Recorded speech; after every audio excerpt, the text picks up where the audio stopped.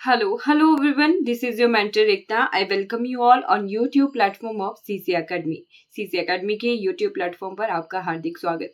हम कर रहे हैं HPPSC यानी Himachal Pradesh public service commission के जितने भी क्लास 3 के एग्जाम होने हैं उनके पेपर 1 के मॉक टेस्ट हम डिस्कस कर रहे हैं। आई होप आपको जो है ये सीरीज बहुत बहुत ज़्यादा हेल्पफुल लग रही होगी। आज है सैटरडे और आज हम करते हैं बीएड वाला पोर्शन, राइट, जो टीचिंग पोर्शन आता है साइकोलॉजी वाला वो हम डिस्कस करते हैं। तो आज के पेपर में मैंने कंसीडर किया है मैथमेटिक्स का पेपर, और मैथमेटिक्स में जो भी बीएड वाले पोर्शन में 20 क्वेश्चन आए थे वो हमने कंसीडर किए हैं। अगर आप मेरी पिछली सैटरडे की वीडियोस देख के गए हों एग्जाम देने के लिए तो बहुत बहुत हेल्पफुल रहना था, क्योंकि दो पेपर जो फिजिक्स के और कॉमर्स के हमने डिस्कस किए थे उसका लगभग 40% जो है इस पेपर में मैथमेटिक्स में आया था, रिपीट हुआ है। इसीलिए जो भी नेक्स्ट पेपर होगा उसमें आप जो है ये बीएड वाला यानी जो सैटरडे को वीडियो आती है उसको कवर करके जाते हैं तो लगभग 50 से 60% आपका कवर होना ही होना है, ये गारंटी है। चलिए शुरू करते हैं। आज हम कवर करेंगे 20 क्वेश्चन बीएड वाले जो पीजीटी मैथमेटिक्स के एग्जाम में आए थे। फर्स्ट क्वेश्चन है the ultimate purpose of Gandhian education is the, ये भी रिपीट हुआ है।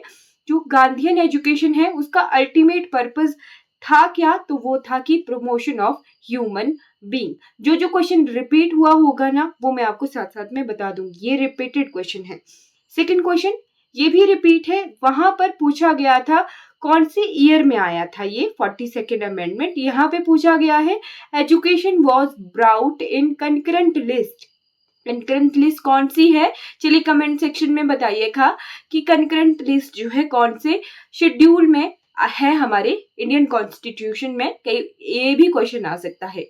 Okay, education was brought in concurrent list, union list और स्टेट लिस्ट, ये कौन से शेड्यूल में है ये आप कमेंट सेक्शन में बताएंगे।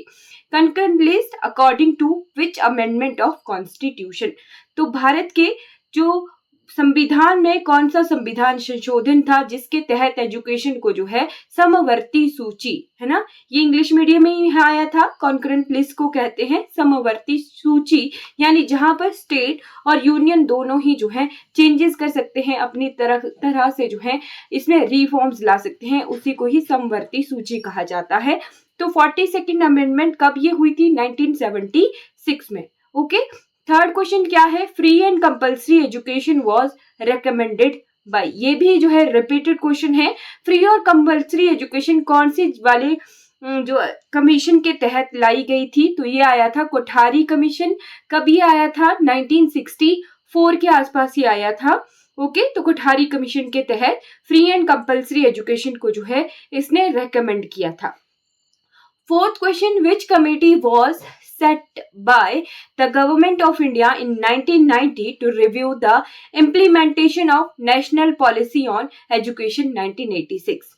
तो अब जो है NEP आ गई है ना, न्यू एजुकेशन पॉलिसी 2020 की, उसके भी क्वेश्चंस आ रहे हैं। ओके, यहाँ पे पूछा गया है कि 1990 में कौन सी कमेटी ऐसी बिठाई गई थी जिसने जो है न्यू पॉलिसी ऑफ एजुकेशन जो 1986 में आई थी उसको रिव्यू करना था। ओके, तो इनकी कमेटी का नाम था रामामूर्ति कमेटी। ये जो रामामूर्ति जी थे ये इस कमेटी की चेयरमैन थे, और जो भी चेयरमैन होते हैं उन्हीं के नाम से फिर कमेटी का नाम पड़ता है।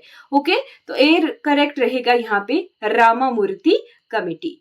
Okay, fifth question, which is the first school of a child education, ये क्वेश्चन भी रिपीट हुआ है। अभी तक हम थर्ड पेपर में इस क्वेश्चन को देख चुके हैं। ओके, तो किसी भी बच्चे का पहला स्कूल, पहली एजुकेशन वो कहाँ से प्राप्त करता है, अपनी फैमिली से, अपने घर से। तो सी इसका करेक्ट रहेगा, family.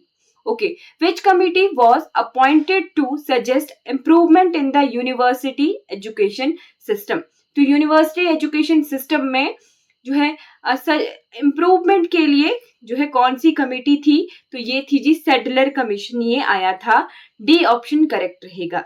Okay, seventh question, exchange of ideas between two और बोथ पर्संस, ये भी रिपीटेड क्वेश्चन है, तीसरी बार फिर से ये क्वेश्चन रिपीट हुआ है। ओके, तो किन्हीं दो पर्सन्स के बीच में कोई भी आइडियाज जो हैं एक्सचेंज हो रहे हैं, कुछ भी बातें हो रही हैं या कोई आइडियाज एक्सचेंज हो रहे हैं, उसे कम्युनिकेशन कहते हैं, right. 8th question, you are training in a public speaking and debate, which of the following characteristic can you not expect to develop. तो यहाँ पे अगर आप किसी भी पब्लिक प्लेस पे आप बोल रहे हो या डिबेट कर रहे हो, तो यहाँ पे कौन सी ऐसी कैरेक्टरिस्टिक है जो कि डेवलप नहीं होनी चाहिए। तो कुछ बोलने के लिए हमें कंसेप्ट क्लियर होना चाहिए, लैंग्वेज आपकी क्लियर होनी चाहिए, वॉइस मॉड्यूलेशन होना चाहिए यानी वॉइस प्रॉपर होनी चाहिए, बट कंट्रोल ओवर इमोशन ये चीज जो है जरूरी नहीं है कि ये डेवलप हो या ना हो, कोई फर्क नहीं पड़ता है। ओके, तो यहाँ पे बी ऑप्शन करेक्ट रहेगा और ये क्वेश्चन फिजिक्स वाले एग्जाम में आया हुआ था। 8th का बी करेक्ट रहेगा, रिपीटेड क्वेश्चन है। 9th question, which of the following is the incorrect pair. यहाँ पे कुछ थ्योरीज दी गई हैं और उन थ्योरीज को जिन्होंने प्रोपाउंड किया है, जिन्होंने इन थ्योरीज को दिया है, उनके नाम दिए हैं। तो यहाँ पे sign theory of learning Tolman नहीं दी है, field theory of learning Lewin नहीं दी है, बी करेक्ट रहेगा। सोशल लर्निंग थ्योरी ये जो है ब्रूनर ने नहीं दी है, ये इनकरेक्ट है। ट्रायल एंड एरर थ्योरी ये थ्रोंडाइक की है। आपने कमेंट सेक्शन में बताना है कि ये जो सोशल लर्निंग थ्योरी है ये किसकी थ्योरी है। ओके, हम टीचर एजुकेशन में इसे पढ़ते हैं। 10th question, which of the following principle is used in shaping behaviour in Skinner operant conditioning. तो इसमें सी करेक्ट रहेगा, principle of successive approximation. 11th question, which one of the following is not a web browser. तो ICT हम पढ़ते हैं, यहाँ पे information and communication technology एक जो है पूरा चैप्टर हमारे 4th चैप्टर बीएड वाले पोर्शन में दिया हुआ है और वहां पे आईसीटी के क्वेश्चन आने ही आने हैं, राइट। तो ये जो है 4 वेब ब्राउजर हैं, Firefox, Facebook, Chrome and safari. यहाँ पे ये जो फेसबुक है ये सोशल मीडिया प्लेटफॉर्म है, ये कोई वेब ब्राउजर नहीं है, राइट। तो यहाँ पे बी जो है इनकरेक्ट है, ये कोई वेब ब्राउजर नहीं है, तो बी ऑप्शन करेक्ट रहेगा, राइट। फिर है स्वयं, ये भी 4th चैप्टर में ही है। स्वयं इज अ पोर्टल फॉर, तो यहाँ पे स्वयं है क्या वैसे, तो स्वयं एक जो है, स्वयं से हम पढ़ सकते हैं कि हम स्वयं खुद पढ़ रहे हैं, राइट। ऐसा प्लेटफॉर्म जो खुद अवेल कर सकता है, कोई भी स्टूडेंट कहीं पर भी किसी भी तरीके से वहां पे वीडियोस देखेगा, ऑनलाइन कंटेंट को देखेगा, क्विज देगा, खुद को एक्सेस करेगा और रिव्यूज देगा, फीडबैक, और फिर से जाके मार्क्स आपके जो है उस तरीके से आते हैं क्विज के बाद, नहीं तो फिर रिव्यूज होगा और वहां पे 4 क्वाड्रेंट होते हैं। स्वयं में इस तरीके से है, मूक का ये प्लेटफॉर्म है। Okay, improving access to high quality education, B correct है।